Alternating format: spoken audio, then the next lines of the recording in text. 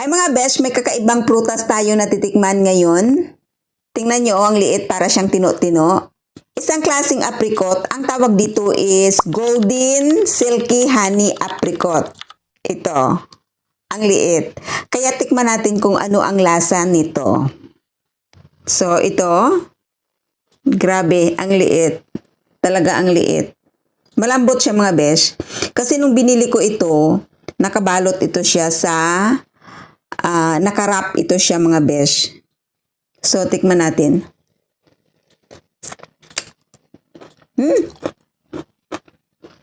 Ang liso niya. Tingnan nyo, may paso ako sa steam. Ang liso niya. Sarap lang, tamis.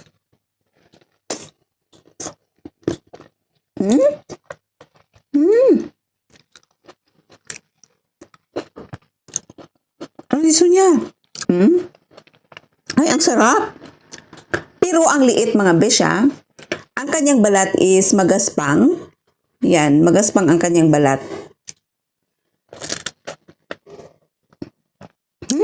Napakasarap.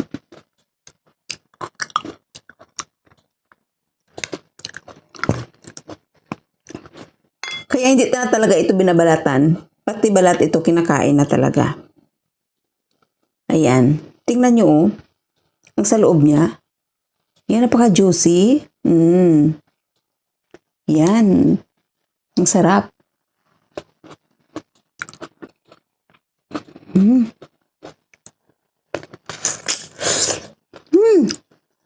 Napakasarap mga besh.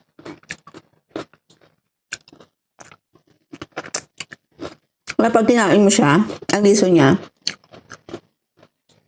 wala talagang ano, yung wala siyang kubal. Ganyan siya.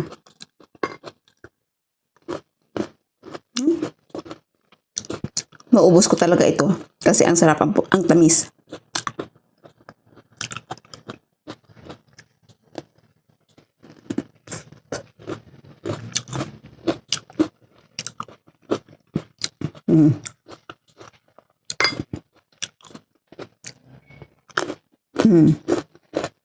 May crunchy siya. Pag talagang overripe siya, ito ang lambot, super lambot, ang tamis. Pero, katulad nito, medyo matigas siya.